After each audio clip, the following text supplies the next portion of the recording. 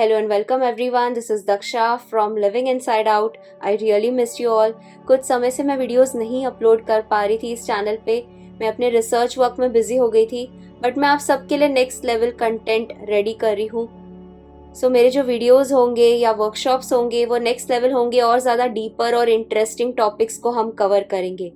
अब हम जानते ही हैं कि इस थर्ड डायमेंशन रियलिटी को, मैट्रिक्स को इस तरह से बनाया गया है जैसे हम मैट्रिक्स में ही ट्रैप हो जाए. तो ऐसे बहुत सारी चीज़ें हैं, एग्जिस्ट करती है इस मैट्रिक्स में, जो हमें एक्सपैंड होने से रोक रही है, जो हमारी सेल्फ ग्रोथ में बाधा बनती है. तो आज का जो हमारा टॉपिक होगा वो भी एक शैडो टॉपिक है. लोग अक्सर फियर करते हैं, या फिर मॉडर्न साइंस आपको इसके बारे में कभी नहीं बताएगी, ना ही आपने किसी बुक में इसके बारे में पढ़ा होगा. यहाँ तक कि जो न्यू एज स्पिरिचुअल टीचर्स है वो भी अक्सर ये टॉपिक्स को कवर करना पसंद नहीं करते हैं. सो जब भी हम ट्रू स्पिरिचुअलिटी की बात करते हैं, हमारा काम है कि जो भी डार्कनेस है, जो भी नेगेटिविटी है, उसे हम रिलीज करें, तब जाके हम लाइट को अपने अंदर एक्सपीरियंस कर सकते हैं. सो आज हम बात करेंगे एंटिटीज़ के बारे में. कुछ सिम्टम्स हम देखेंगे और क्या चीज़ें होती है जिसकी वजह से लोग एंटिटीज़ को अट्रैक्ट करते हैं. एंटिटीज़ के बारे में मैंने एक और वीडियो बनाया है चैनल पे, आप चेक कर सकते हैं अगर आपने नहीं देखा है. पहले हम देखते हैं कि एंटिटीज़ क्या होते हैं. अगर हम हिंदू टर्म्स के हिसाब से देखें या आयुर्वेदा टर्म के हिसाब से देखें तो भूत आपने वर्ड सुना होगा. हॉरर मूवीज कभी ना कभी तो आपने देखी होगी अपने लाइफ में. तो हम जनरल टर्म में इसे स्पिरिट कहते हैं. बुद्धिज्म के हिसाब से अगर देखें तो बुद्धिज्म में इसको हंग्री गोस्ट कहा जाता है एंटिटीज़ को. क्रिश्चियनिटी के हिसाब से देखें तो इसे डीमंस कहा जाता है. जो साइकिक्स होते हैं, हीलर्स होते हैं, इसे डिस्कार्नेट्स कहते हैं. अब अगर हम इसे स्केल के हिसाब से देखें कि कितना सीवियर कोई एंटिटी अटैचमेंट है, तो पहला जो स्केल आता है इसको एंटिटी ऑपरेशन का स्केल बोलते हैं, लेवल 50 to 100 का स्केल. तो यहाँ पर पर्सन के मूड स्विंग्स होने लग जाते हैं, क्रेविंग्स आने लग जाते हैं, बहुत ज़्यादा फूड क्रेविंग्स आते हैं, या नेगेटिव थॉट्स पूरा दिन उनके माइंड में चलते रहते हैं. नेगेटिव वाइब्रेशंस और एनर्जीज में ही अपने आप को वो लेकर जाते हैं पूरा दिन. दूसरा जो स्केल होता है 0 to 50 का स्केल, इसको एंटिटी पोजेशन का स्केल बोलते हैं. ये जैसे साइकोसिस का स्टेट आता है, इसमें पर्सन का अपने स्पीच पर या बिहेवियर पे कंट्रोल निकलते जाता है, मतलब अपना कंट्रोल ही नहीं रहता है. कई बार आपने देखा होगा बहुत से लोग ऐसे बोलते हैं कि अरे ये मैंने कैसे बोल दिया, अरे ये मेरे से कैसे हो गया. तो उस टाइम पे उनका होश रहता ही नहीं है. जब वो कुछ बोल देते हैं या कुछ गलत बिहेव कर लेते हैं, वो अपने सेंसेस में नहीं रहते हैं, जैसे कंट्रोल हिल जाता है. तीसरा जो स्केल है 0 to -50 का स्केल, इसको डिमोनिक पोजेशन बोलते हैं. जब कोई डीमन या कोई एंटिटी पूरी तरह से उनको कंट्रोल कर रहा है और एनर्जीज सक कर रहा है उनसे. और एक बात मुझे बताना है कि जब भी हम एंटिटीज से अपने आप को रिलीज करने की बात करते हैं, तो टॉकिंग थेरेपी या काउंसलिंग करने से या कोई मेडिसिन लेने से आप एंटिटीज से छुटकारा नहीं पा सकते हो. कई बार लोग रिहैब सेंटर्स जाते हैं अपने आप को एंटिटीज से बाहर निकालने के लिए. तो ये चीज़ें आपको स्पिरिट अटैचमेंट या डेमोनिक पोजेशन में हेल्प नहीं करती है. कोई भी मेडिसिन नहीं है जो आपको स्पिरिट अटैचमेंट से बाहर निकाले. ये एनर्जेटिक काम हो रहा है. ज़्यादातर जो एंटिटीज़ होते हैं 4th डायमेंशन पे, एस्ट्रल पे एग्जिस्ट करते हैं.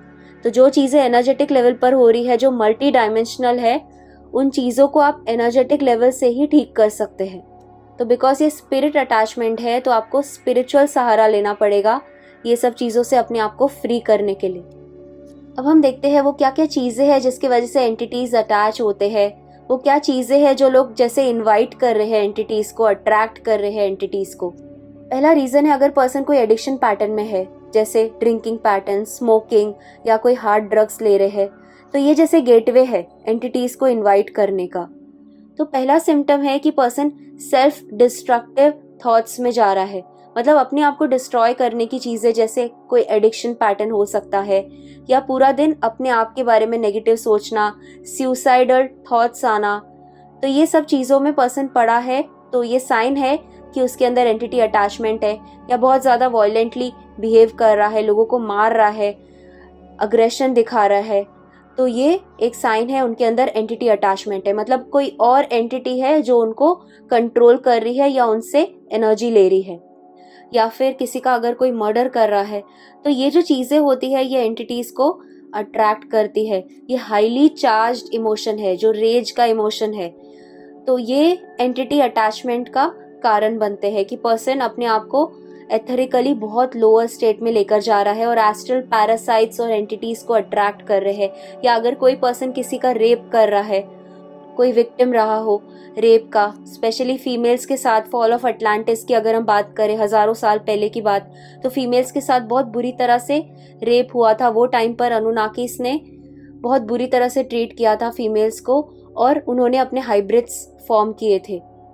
अब अक्सर लोग शिकायत करते हैं कि उनको बॉडी में जगह जगह पे पेन फील होता है या बॉडी स्टिफ हो गई है या डिफरेंट जगह पे एक्स होते हैं, पेन्स होते हैं, तो ये भी एक रीज़न है एंटिटी अटैच है। दूसरा है, अगर कोई पर्सन मिसकैरेजेस या एबॉर्शंस करा रहे हैं अपने लाइफ में, तो कुछ एस्ट्रल पाथ्स होते हैं जो बेबी के स्टक हो जाते हैं बॉडी के अंदर, जिसकी वजह से एंटिटीज अट्रैक्ट होते हैं।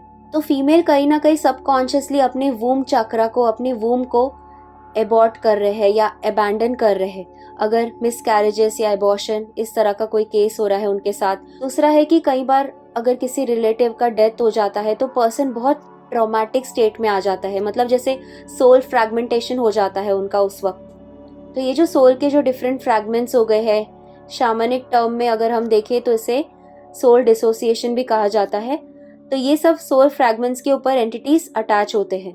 दूसरा रीजन है, अगर कोई person negative state of mind में चलता है, मतलब नेगेटिव बिलीफ पैटर्न है, नेगेटिव चीज़ों को फोकस कर रहा है पूरा दिन, या इमोशनली इम्बैलेंस स्टेट में है, ग्राउंडिंग नहीं है, या एंग्री का इमोशन, गिल्ट का इमोशन, सैडनेस का इमोशन, ये सारे इमोशंस में पड़े हैं, तो ये एक नेगेटिव एनर्जी हमारे अंदर से एमिट कर रहे हैं। तो कोई भी पर्सन अगर इमोशनली इम्बैलेंस है या अपने पर्सनल पावर नहीं जगा पा रहे हैं, अपने लाइफ की रिस्पॉन्सिबिलिटी नहीं ले पा रहे हैं और बार बार दूसरों को ब्लेम कर रहे हैं, तो वो जैसे इमोशनली इम्बैलेंस स्टेट में चल रहे हैं, तो चांसेस बनती है कि वो डिफरेंट डिफरेंट एंटिटीज को अट्रैक्ट करे। दूसरा है, जब भी किसी पर्सन का कोई बड़ा सर्जरी हो रहा है तो फुल बॉडी को जैसे नम किया जाता है, फुल बॉडी एनेस्थेसिया दिया जाता है, बिकॉज उनका कॉन्शियस माइंड सो जाता है उस टाइम पर और वो जैसे ओपन हो जाते हैं ये सब चीज़ों के लिए। और जो ड्रग्स होते हैं उनकी वैसे ही फ्रीक्वेंसी लो होती है, तो अगर बहुत ज़्यादा ज़रूरी है तो लोकल एनेस्थेसिया के लिए आप जा सकते हैं, बट फुल बॉडी एनेस्थेसिया को आप अवॉइड कीजिए। दूसरा है, आप जहाँ पर भी रह रहे हो, आपके घर के आसपास भी हो सकता है डर्टी वाटर है, स्टैग्नेंट पानी है, बदबू आ रही है, तो वो भी एंटिटीज़ को अट्रैक्ट करते हैं। तो जब भी मूवमेंट हो रही है, पानी फ्लो हो रहा है, फ्लोइंग वाटर में एंटिटीज़ नहीं आते हैं, यहाँ पर भी ठहरा हुआ पानी होता है, स्टैग्नेंट वाटर होता है, वहाँ पर एंटिटीज़ रहते हैं। दूसरा है, खाने को आप ढक के नहीं रखते हैं, ओपन रखते हैं, या कोई बासी खाना है 2-3 दिन पहले का, उसमें भी एंटिटीज़ आने का चांस होता है। जहाँ पर भी बदबू आ रही है, बुरी स्मेल आ रही है, मतलब ये साइन है कि एंटिटीज़ आसपास है।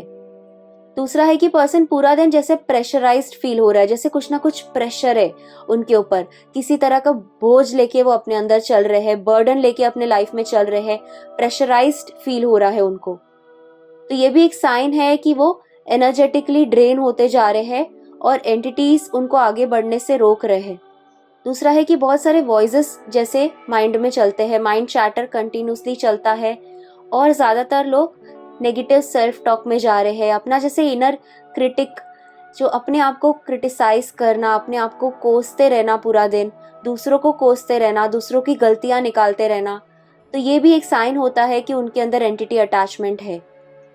अब ये जो एंटिटीज़ होते हैं, जब भी कोई एंटिटी अटैचमेंट है या फिर एंटिटीज़ उनके थॉट्स के थ्रू काम कर रहे हैं, तो पर्सन ज़्यादा से ज़्यादा टाइम लोअर इमोशंस में ही रहते हैं। दूसरा है कि पर्सन को किसी तरह का ईटिंग डिसऑर्डर है, एनोरेक्सिया है, बुलिमिया करके डिसऑर्डर होता है, तो या तो बिल्कुल भी नहीं खा रहे हैं, फियर हो गया है उनको खाने का, या तो बहुत ज़्यादा ओवर ईटिंग कर रहे हैं, मतलब जितना भी खा रहे हैं उनको वो सेटिस्फाई नहीं कर रहा है खाना, तो ये भी एक साइन है कि उनके अंदर एंटिटी अटैचमेंट है।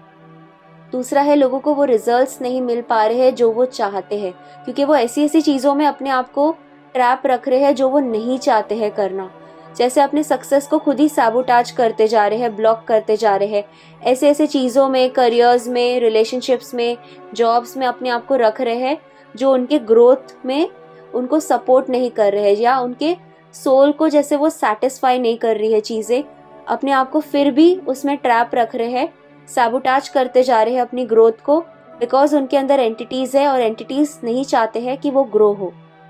और कुछ लोग मास्टरबेशन, सोलो सेक्स, ये सब चीज़ों में जाते हैं क्योंकि साइंस बोलता है कि ये हेल्दी होता है, जबकि अगर हम स्पिरिचुअल पॉइंट ऑफ व्यू से देखें तो ये एंटिटीज़ को अट्रैक्ट करते हैं इनफैक्ट, और आपका माइंड फॉगी हो जाता है और इम्बैलेंस हो जाता है। कहा जाता है कि 500 से भी ज़्यादा एंटिटी अटैचमेंट्स एग्जिस्ट करते हैं। उसमें से जो मेजर एंटिटीज़ होते हैं वो सेक्सुअल एनर्जी के थ्रू आते हैं। फिर चाहे आप मल्टीपल पार्टनर्स के साथ एनकाउंटर्स कर रहे हो या फिर पोर्न एडिक्शन है, इनक्यूबस सुकुबस करके एंटिटीज़ होते हैं जो सेक्सुअल एनर्जी को फीड करते हैं, साइफन करते हैं लोगों के अंदर की सेक्सुअल एनर्जी को। इनक्यूबस मेल फॉर्म होता है, सुकुबस फीमेल फॉर्म होता है।